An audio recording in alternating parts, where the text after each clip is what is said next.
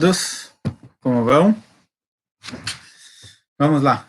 Vamos continuar com o nosso shiur de Kuzari, certo? Ontem a gente falou sobre natureza e milagre. Hoje a gente vai seguir mais um pouquinho. O Haver, quando ele está respondendo para o Kuzari sobre a natureza, o Kuzari fala, olha, existe o Sol, a Lua, todos esses astros, tudo que existe na natureza, eles foram criados através de alguém. E o Kuzari pergunta um pouquinho melhor como funciona isso, Deus criou, não criou, o que significa tudo isso? E o Haver começa a explicar para ele um pouco sobre como foi, digamos assim, a criação do mundo. Não na prática, como o mundo foi criado, mas de um ponto de vista espiritual, como isso funciona.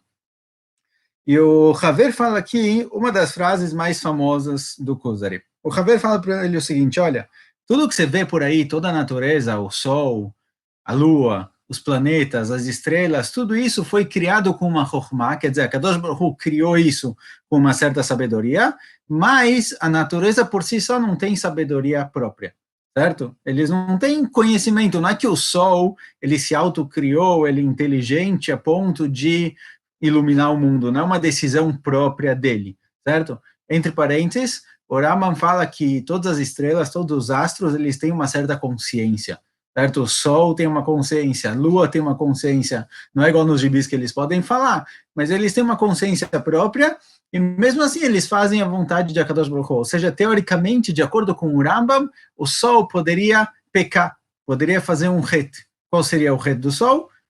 Em vez de nascer no leste, ele poderia, de repente, decidir dar a volta ao contrário.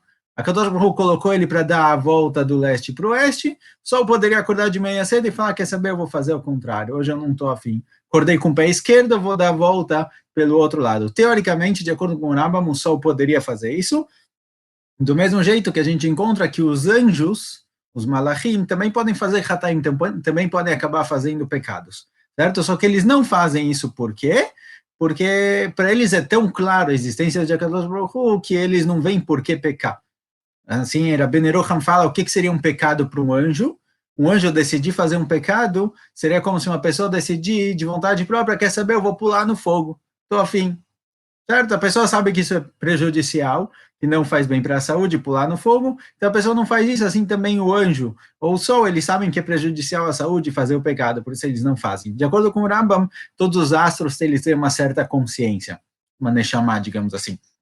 Mas o Kuzari aqui fala que não, que os astros eles não foram criados com chokhmah. Kadosh Baruch Hu criou uma natureza, colocou dentro de cada um desses astros a natureza dele, e essa natureza se mantém, querendo eles ou não, eles não têm consciência própria.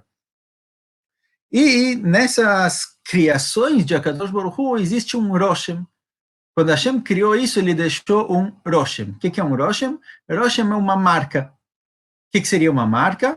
Digamos assim, você está andando na rua, ou você está andando numa praia, quando você pisa na areia, se alguém vê embaixo do seu pé, não dá para ver nada. Quando você tirar o pé, sobra ali uma marca, você deixou um Roshem na praia, certo? Você deixou o Roshem, você deixou a marca do seu pé, ou o sapato, ou que você estiver usando, ali na areia. Por todo lugar que a Kadosh Baruch Hu criou e continuou em frente para a próxima criação, ele deixou um Roshem, ele deixou uma marca lá. Ou seja, em cada coisa da existência, existe um pedacinho de Akadosh Baruch Hu que ficou para potencializar a vida dessa criatura, dessa existência. E essa marca, ela muitas vezes pode enganar. Fala o Kuzari, fala o Haver, desculpa, essa é a frase famosa dele, e todas essas criações que existem no mundo que ficaram com uma marquinha, ficaram com um nitzot, digamos assim, uma faísca de Akadosh Baruch Hu, todas essas criaturas, elas são Shoresh HaEmunah ve Shoresh HaMeri.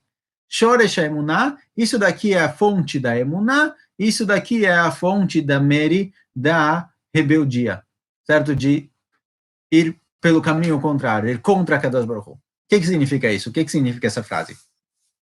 O ponto é o seguinte, existem no mundo muitas coisas que são sobrenaturais, curas sobrenaturais, tem lugares que ajudam a pessoa a se curar, tem coisas no mundo que ajudam a pessoa a ter atzlachá, a ter sucesso, tipos de pedras, vários tipos de, digamos assim, sgulot, certo? Existem vários tipos de sgulot que ajudam a pessoa, de um ponto de vista espiritual, a alcançar alguma coisa que ela própria não teria habilidade de alcançar isso. Então, seja um tipo de pedra que dá para a pessoa alegria, que dá para a pessoa motivação, traz para ela sucesso, ou lugares no mundo em que podem trazer para as pessoas curas, saúde, certo? Existem sgulot por aí. O que são essas sgulot? A Kadosh Baruch Hu, ele deixou nekudot de or, pontos de luz, pontos dele próprio, digamos assim, escondidos em determinadas coisas, e quando a gente se conecta com isso, quando a gente pega uma dessas gulot que tem por aí no mundo, a gente se conecta através dela com a Kadosh Baruch Hu, isso traz para a gente uma chefa, traz para a gente uma brachá especial. Agora, essas coisas, fala o Haver, isso daqui é Shoresh Emuná ou Shoresh Ameri. Você pode transformar isso em parte para fortificar a sua emuná, ou isso daqui pode te trazer, pelo contrário, isso pode te trazer a rebeldia e o distanciamento de Akadosh Baruch Hu. Por quê? Porque quando você começa a ver que, de repente, olha, tá bom, eu faço parte do povo judeu, o povo judeu tem uma história milagrosa e tal, mas tem aquele povo ali no norte da Inglaterra, ou no norte da América dos Estados Unidos, que eles têm lá uma pedra especial que traz muito sucesso para as pessoas. Quem disse que o judaísmo é verdadeiro se a gente encontra outros lugares que também tem um certo tipo de espiritualidade? Fala o Haver, tem que saber que essa espiritualidade que existe lá não é uma coisa à toa, não é uma coisa que estava fora do planejamento divino. A Kadosh Baruch Hu deixou essas coisas por aí. Agora, quando você se conecta com isso, você pode ver isso parte do plano geral, parte do plano de Akadosh Baruch Hu para o mundo, ou você pode ver essa coisa por si só. Você fala, não, isso daqui ele tem uma força particular, independente de Deus. Isso daqui é o que é chamado de Avodazara. O que é Avodazara? O que é idolatria antigamente? Idolatria é justamente achar, acreditar que uma das forças que existem no mundo, ela tem capacidade por si só, e ela não depende de Hashem. A idolatria começou na época de Enoch, assim o Rambam traz, que eles acreditavam. A verdade é que no começo a idolatria não era problemática. No começo, na geração de Enoch, eles pensaram o seguinte, olha, Deus criou o céu, Deus criou a estrela, vamos rezar para a estrela agradecendo Deus por ter criado ela. Ou seja, a gente não está rezando para a estrela mesmo, não está pedindo para ela alguma coisa, a gente está agradecendo Deus por ter feito ela. Com o tempo, foi gerando o costume de que todo mundo reza para a estrela. Então, eles perderam a consciência, a noção de que eles estão, na verdade, agradecendo Deus pela criação da estrela e transformaram isso numa avodazerá, na crença de que a estrela, por si só, ela tem um cor particular, ela tem uma força particular. As gulot, elas podem causar justamente esse erro. Você pode pensar que cada esgulá é uma coisa, é uma força particular. Essa pedra tem uma força especial, e deixar de entender que isso daqui não é uma pedra com uma força especial, e sim, a Kadosh Baruch Hu, ele colocou aqui essa força. Então, o Shoresh Emuná, o lugar onde você pode trazer Emuná, você pode se fortificar. Olha, Kadosh Baruch Hu, ele traz a cura para o mundo através de tais alimentos, de tais lugares. Você pode achar que isso daqui é uma existência por si só. Então, Shoresh Emuná, ele é o Shoresh Ameri. Isso daqui também acontece muitas vezes, a gente acaba vendo, mas na história também encontramos muitas dessas situações em que as pessoas começam a seguir um líder espiritual porque acreditam que ele tem forças sobrenaturais. O que acontece? Geralmente a gente acha, olha, o mundo, todo mundo é igual a mim, do mesmo jeito que eu não tenho forças sobrenaturais, assim também ninguém tem. Se de repente você vê alguém que consegue ver um pouco mais, consegue enxergar as coisas com uma clarividez um pouco maior, você já começa a achar que essa pessoa ele tem alguma coisa de especial, ele é um líder fora do comum, ele tem uma ligação especial com Deus e eu tenho que seguir ele. E o que ele falar para eu fazer, eu vou fazer. O que acontece aqui? Acontece que você pegou uma pessoa com uma força espiritual e decidiu que ela tem uma coisa por si só, que ela é algo particular, desligado, desconectado de Akadosh Baruch Hu e das mitzvot. Então você começa a seguir ele. E tem várias formas de alcançar isso. Tem uma coisa que é chamada efeito Forer. Efeito Forer é uma situação em que você começa a conversar com alguém e você começa a falar sobre essa pessoa. Agora, muitas vezes, quando alguém começa a falar, de repente, coisas sobre você que você nem sabia, ou coisas sobre você que ninguém sabia, não tinha como a pessoa saber, você acha que ele realmente vê coisas. O efeito Forer é a utilização de palavras genéricas. Você joga na pessoa várias palavras que elas são bem gerais, bem vagas, bem genéricas, e a pessoa se coloca dentro disso. Certo? O exemplo mais claro disso é quando você pega no jornal, você lê o horóscopo, você vê lá uma frase, nesse mês você vai ter muito sucesso, e aí, com qualquer coisa que você tem sucesso durante o mês, você fala, ah, o horóscopo acertou, certo? Lá tinha uma frase vaga, bem geral, que você tentou colocar, forçar isso na sua vida própria.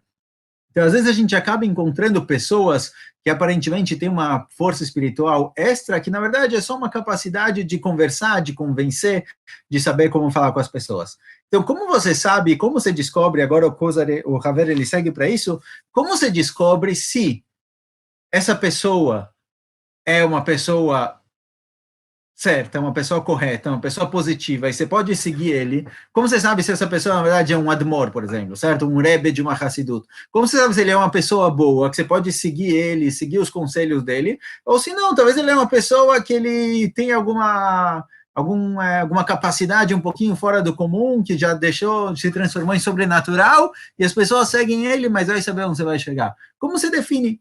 Como você sabe dizer se aquele rabino é um rabino que ele pode ser seguido, ele é uma pessoa correta, eu posso seguir os conselhos dele, ou se não, ele pode ser alguém que ele vai conseguir me influenciar, vai formar um culto em volta dele e vai me puxar para o caminho errado, certo? Tem vários cultos por aí. Se você perguntar para as pessoas dentro do culto, ele vai falar, não, igual tem outras Hassiduyot, igual Gur, Vishn, essas Hassiduyot, também eu sou Hassid desse Rebbe. Como você sabe diferenciar entre um Rebbe verdadeiro e um Rebbe falso? Fala o Haver, ele não está falando de Admorim, obviamente, certo? Isso daqui é posterior à época dele, mas fala o Haver, ele traz uma chala aqui bem interessante, que a gente não vai ter tempo de ver hoje, Drat Hashem quinta-feira, mas fala o Haver, o ponto é, eu vou antecipar o que vai ser visto mais para frente, só para a gente não ficar com essa pergunta, não ficar com a dúvida. A questão é a Halakha. No judaísmo existe uma misgeret. O judaísmo ele tem limites. Os limites do judaísmo que limitam entre o certo e errado dentro do judaísmo é a Halakha. Tudo que vai além da Halakha, tudo que é proibido pela Halakha, é proibido. Não tem pode ou não pode, às vezes ou não, às vezes. É extremamente proibido. O que está fora dos limites da Halakha não é correto. Então, se encontrou um rabino, se encontrou um admor, um rebbe, alguém para seguir, um líder religioso, um líder espiritual, se o comportamento dele é sempre dentro da Halakha, então tá bom. Pode ser que é uma pessoa boa, provavelmente é uma pessoa correta. Se ele age de acordo com a Halakha, tá ótimo. Se o comportamento dele de vez em quando foge da Halakha, mesmo que ele dê um bom motivo para isso, isso daqui está errado. Isso daqui não é o certo. Os limites do judaísmo são a Halakha.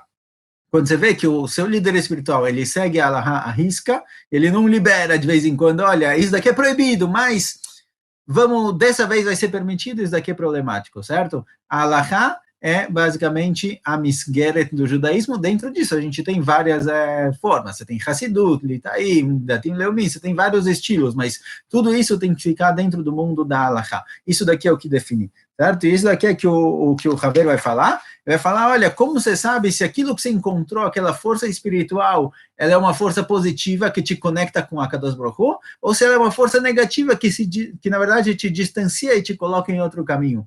Como você vai saber isso? É justamente a questão da mitzvah, certo? Eu traduzi isso como halakha, mas é a questão da mitzvah. Bezerra Hashem, quem sabe quinta-feira a gente continua e vê aqui o mashal do Ksil Bebeit HaMirkacha, certo? O mashal famoso do Kuzari, sobre o bobo, o cara não muito inteligente, que ele acabou entrando sem querer em uma farmácia e distribuindo remédios, tá bom? Bezerra Hashem, quinta-feira a gente continua e vamos ver.